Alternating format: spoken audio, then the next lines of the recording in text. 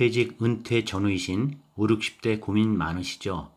노후 준비에 대한 확실한 답이 잘 안 나와서 그러신가요? 우리나라 50대 중상위층 평균 집 한 채에다 예금 등을 합쳐 순자산으로는 8억에서 10억 정도일 겁니다. 우리나라 2,300만 가구 중 총 보유 자산이 10억 이상인 비율은 20%에 불과합니다. 부채 포함 총 자산이 10억이면 우리나라 상위 20% 안에 드는 계층에 속하는 것입니다. 최근 아파트 가격 상승으로 조금 증가는 있겠죠. 50대 직장인 대상 조사에 따르면 평균 보유 자산이 6억 6천이고 그중 72%가 부동산입니다. 대다수의 자산이 부동산이라 보고 금융자산이 2, 3억 원대 있다 보면 될 것 같습니다. 그런데 50대의 가장 큰 고민은 국민연금을 받으려면 아직도 몇 년이나 더 남은 데다 자녀 2명 중 잘해야 하나가 학교를 졸업하고 취업할 시점인 것입니다.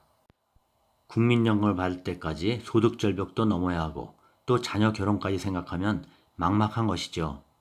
따라서 이번 영상은 퇴직 은퇴 후 꼭 챙겨야 할 3가지 돈에 대해 준비했습니다.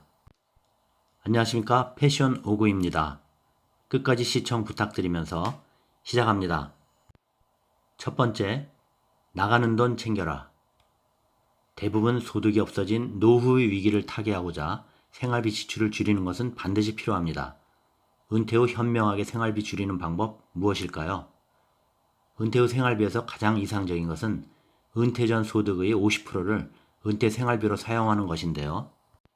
즉 은퇴 전 500만 원을 버는 사람이 있다면 은퇴 후 250을 생활비로 사용하는 방법입니다. 이 정도 은퇴 후 준비된 사람은 그렇게 많지는 않을 텐데요. 무작정 생활비 줄이기를 한다면 행복하게 보내야 할 노후를 불행하게 보낼 수 있기에 자신에 맞는 방법으로 고민해 보셔야 할 것입니다.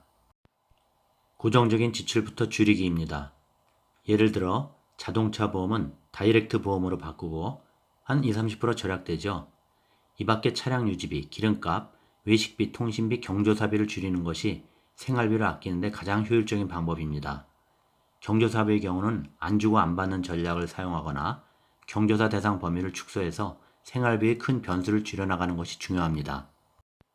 소위 말하는 인적 네트워크 교통정리이죠. 코로나로 더욱 확실해지셨을 겁니다.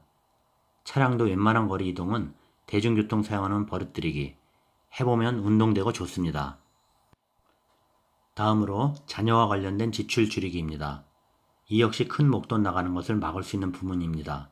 그 중에서도 은퇴와 맞물려 대부분 진행되는 자녀의 결혼 비용 줄이기는 모든 사람들에게 인식 변화가 요구됩니다. 특히 양가 혼수 비용 등은 과감히 없애고 남에게 보여주기식, 일생에 한 번뿐인 결혼, 이런 생각은 아예 없애버리고 꼭 필요한 혼수 비용만 지출하십시오.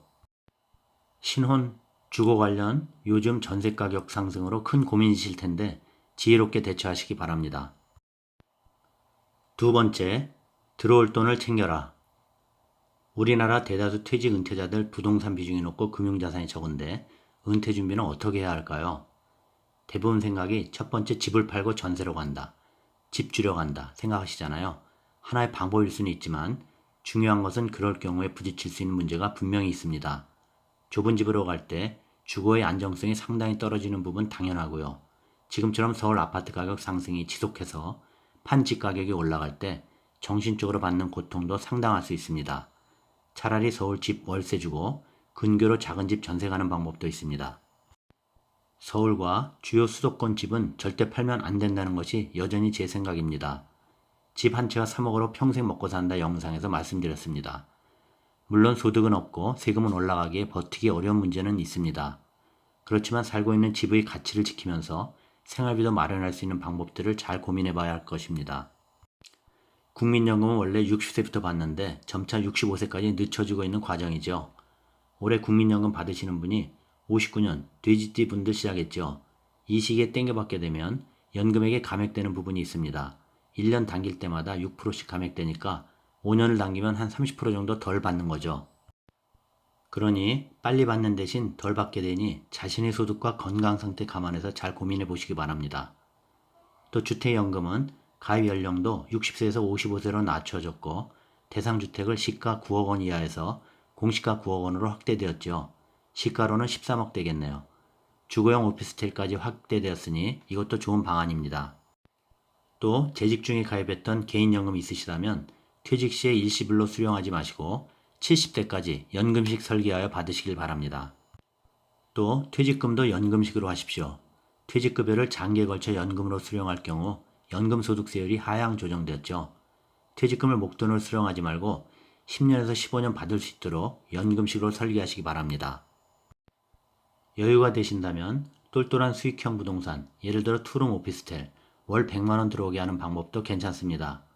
이렇게 200, 300, 400 전후로 구성할 수 있다면 국민연금 때까지 소득 절벽도 넘을 수 있고 평생 소득이 됩니다. 세 번째, 안 되면 돈벌이에서 챙겨라. 이는 국민연금 수령 전 소득 절벽에 대한 대비도 됩니다. 국민연금 수령 전까지 최대한 소득 수명을 늘리기 위해 노력해야 합니다. 소득 수명이란 소득을 얻을 수 있는 나이인데요. 직장에서 물러나는 나이가 대부분 55세 전후이죠. 퇴직 은퇴 후에도 생활비 충당을 위해 돈벌이 활동 비중이 60%를 넘고 있다고 합니다. 그러므로 국민연금을 수령할 수 있는 나이, 즉 60대 초반 아니 그 이후에도 가능할 수만 있다면 소득 활동을 해야 한다는 말입니다. 국민연금을 받을 때까지의 소득 절벽을 뛰어넘기 위해 지혜롭게 노력해야 하는 것입니다. 물론 눈높이를 많이 낮추시기 바랍니다. 사회활동할 때와 밖의 온도 차이는 너무 크잖아요. 대부분 직장생활 당시의 노하우는 다 무용지물이 됩니다. 그렇기에 자신에 맞는 자격증 취득하고 활용하시는 것도 좋은 방법입니다.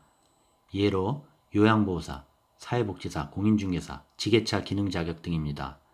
지역노동청의 구인 게시판을 보니 거기에 남녀 제일 많은 구직 내용이 요양보호사, 사회복지사 구하는 것이었습니다.